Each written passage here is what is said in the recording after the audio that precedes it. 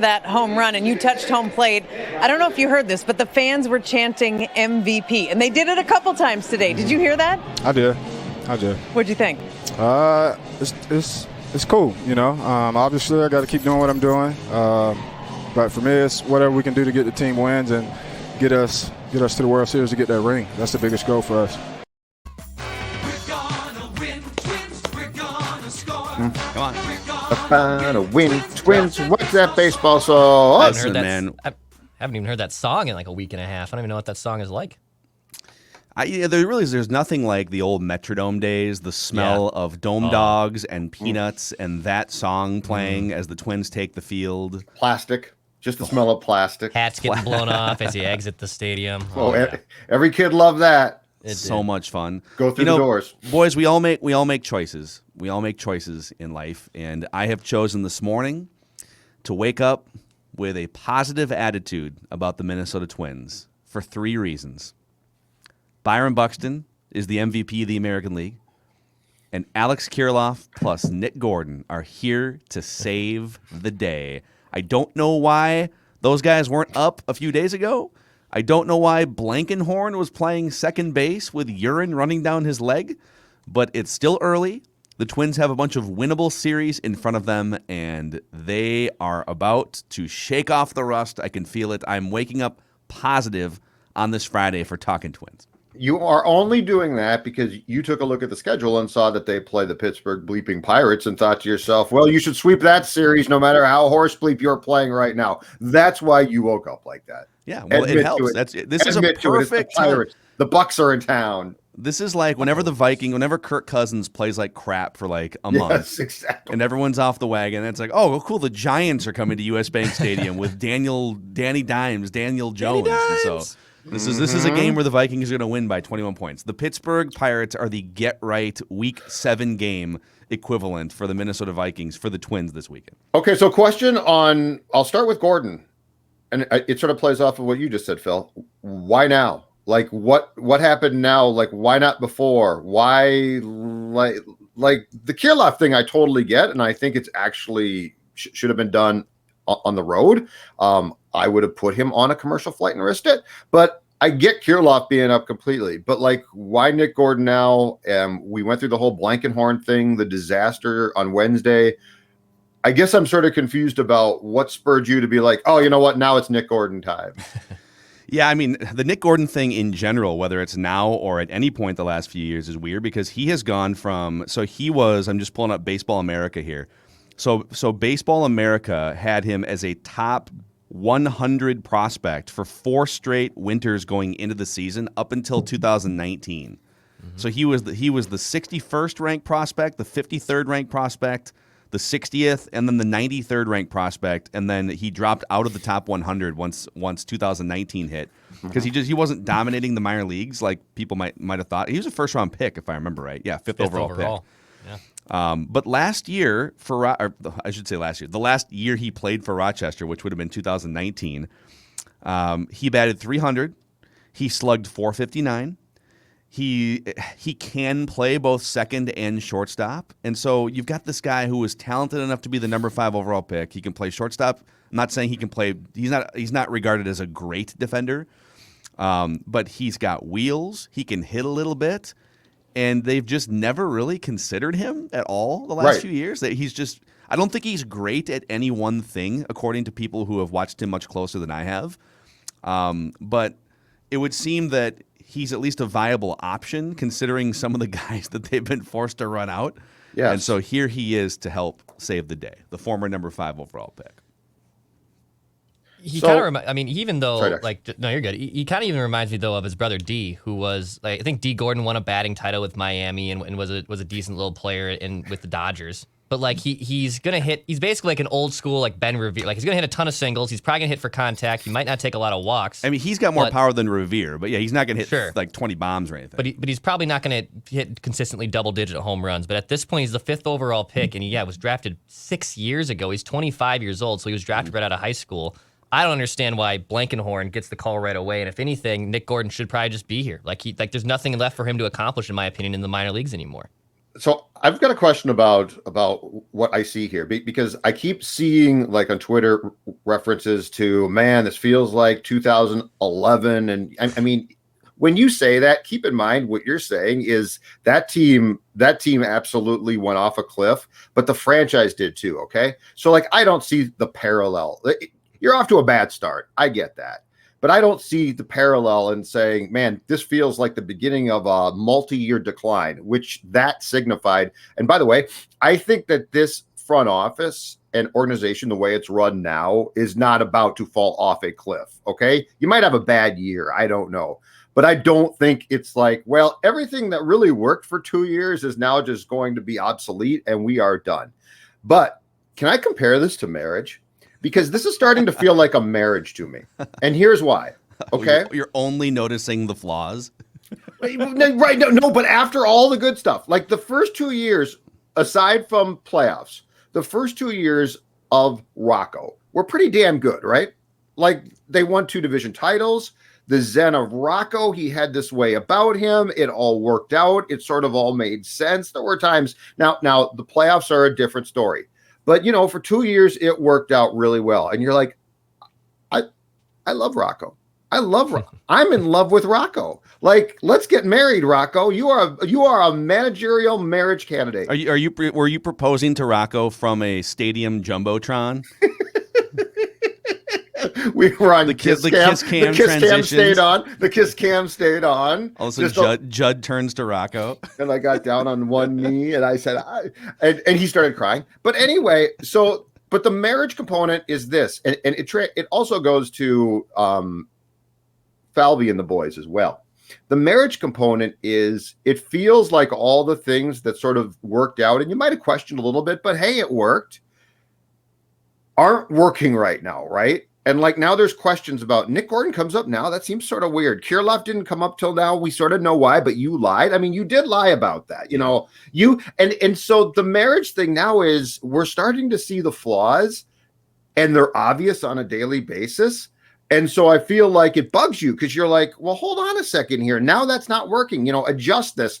And he's like, you married me. I don't adjust anything. This is how I put the toothpaste away, or I put the toilet paper on where it comes underneath. And you're like, yeah, but come on.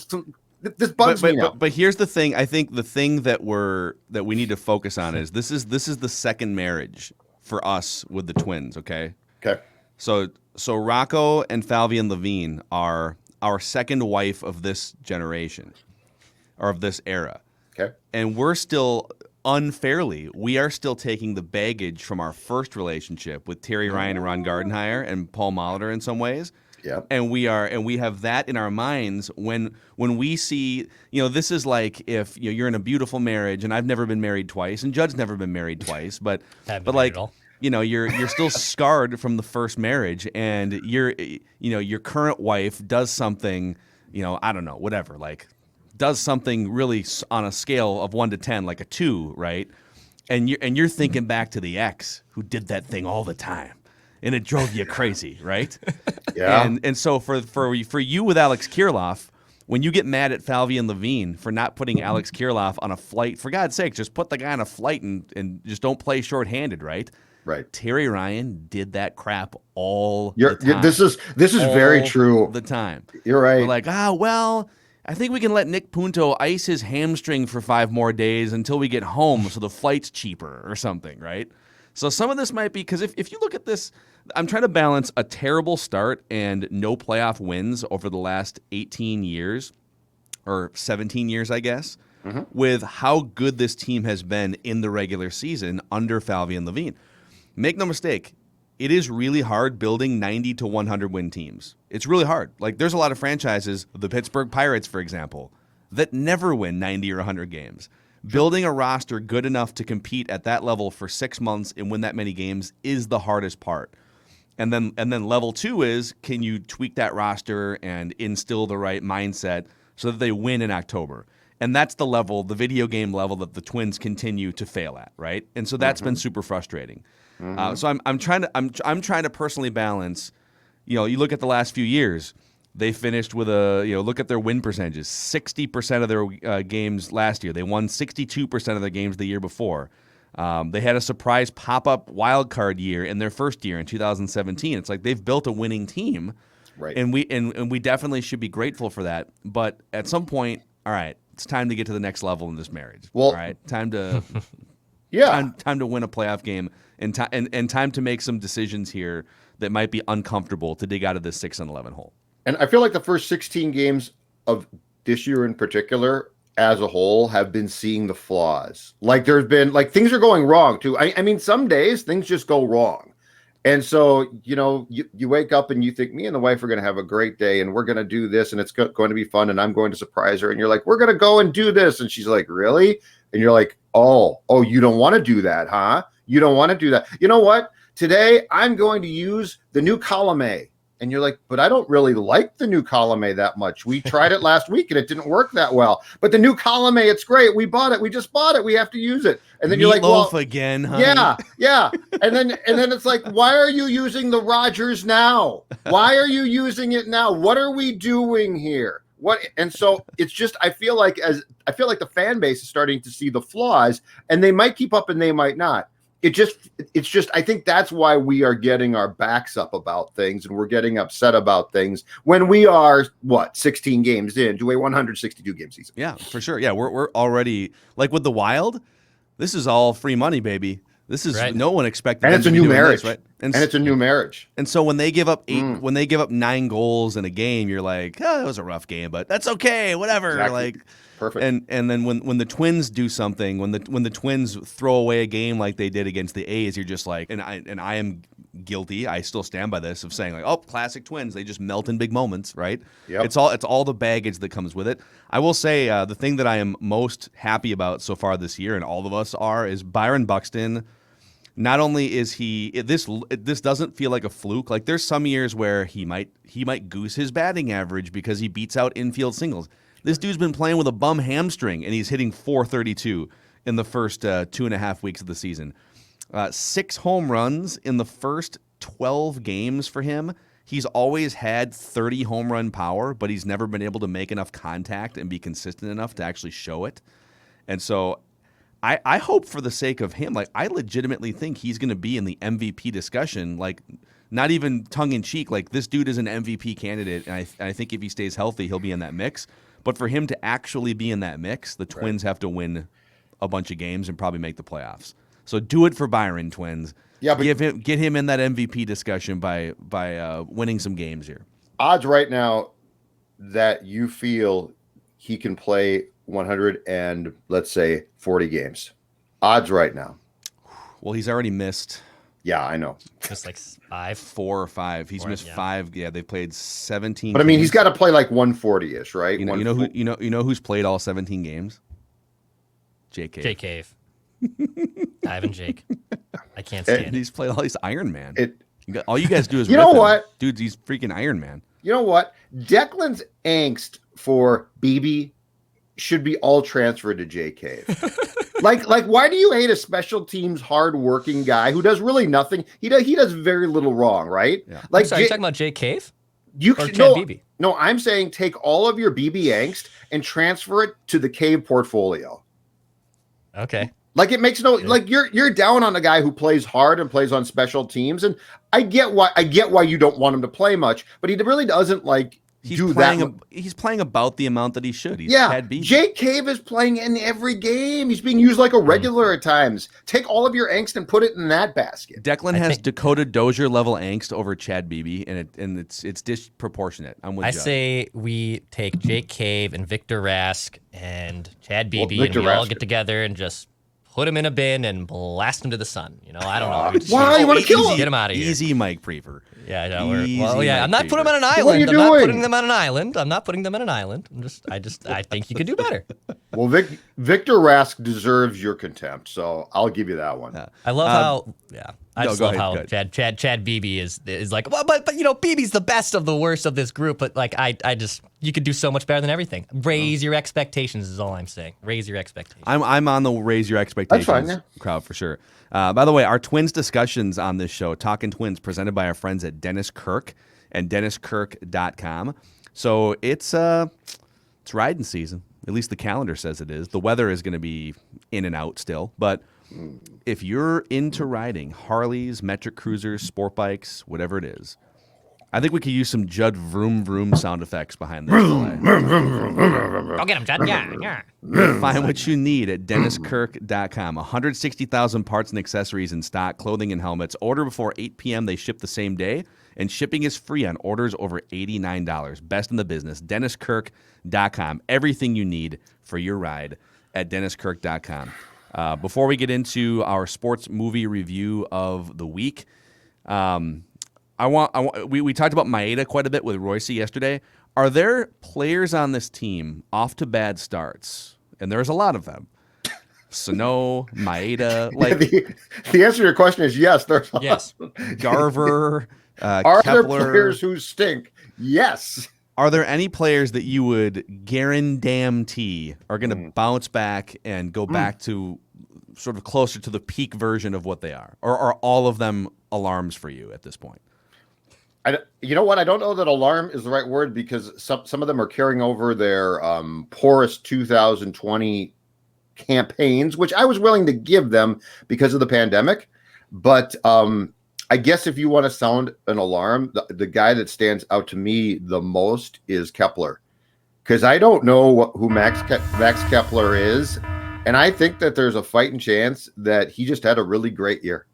I think there's a fighting chance that the ball was juiced. He had a great year. It was a lot of fun. But I don't know that guy's coming back. And if he doesn't come back, in my personal opinion, it's a big deal. Mm-hmm. But there are also potential replacements for him. So I don't think that you can sit on him for an extended, long period of time and be like, oh, he'll rebound eventually. I think you're going to have guys come up who can play the right field, who you might say here in the next, I don't know, within the next year, because it'll be a while, might be suitable replacements that are going to give you far more at the plate. My guy is Colome. I know it sounds crazy and it sounds bold. I should have gone on the record with write that down, but I just think this guy, if there's a physical issue, it changes the conversation. But this guy has been, I almost use the word steady. I don't think anything about him is steady, but he's been an effective reliever. He gets the job done for the last 6 years. And he's going to make you sweat. Even his best self is going to put a guy on base and fall behind and have to rely on a 6-4-3 double play once in a while. But Eddie Gordado, he's sort of the modern day Eddie Gordado in some ways. And Eddie would make you sweat too, but Eddie would also go through stretches where he was just a machine for 3 months at a time, and it was one of the best relievers in baseball. So I would put money on Colome to bounce back at some point here, hopefully soon, because they can't afford many more meltdowns like that. Or at least adjust his role a little bit, try and dial down the pressure or something. It feels even for just a week. Yeah, it feels like he's a guy that they need to put in a role where he can get confidence, because it looks like right now he has no confidence in his stuff, and that causes him to start to nibble around the plate. And then you're walking guys, and then you're hitting a guy, and then you try to throw a strike, and it's a disaster. Yeah. So, all right, Dex, are you betting your life on any of these guys to bounce back? Yeah, you know what? I'm not ready to completely panic yet on Mitchie Garver. I'm going to go with my guy, Mitch Garver. I think he's going to start to bounce back. He's had a few at-bats. He's got a couple home runs. He's got a couple doubles. I think he's going to bounce back a little bit here. His hard hit rate's still all right. I know. Do anything you can at this point, Mitchell. Change the catcher's gear. Swap out the knee pads. I don't care. Do anything you have to do to get back on track. But I think he's going to be all right. I don't think he was as bad as he was in 2020. He's not the Mike Piazza from 2019 that he was when he hit 31 bombs in 95 games, but I think he's a productive offensive catcher. All right. That's where I'm at. Therapeutic. Yeah. Very therapeutic there. All right. Federated's also helping us with this Twins therapy here. So they're helping business owners with risk management, and they're helping us with Twins therapy. Federated is multifaceted. They've been around for over 100 years. A lot of smart people they call for that therapy? Are helping businesses. They do for us. It's an emergency situation here. And so they also recently launched MyShield, the online client destination for risk management resources. So MyShield has all kinds of tools and resources to help your business, help you sleep better at night, help you protect your business against things that maybe could be unforeseen. Federated sees things on the horizon because they have so much experience. Federatedinsurance.com, and remember, at Federated, it's our business to protect yours.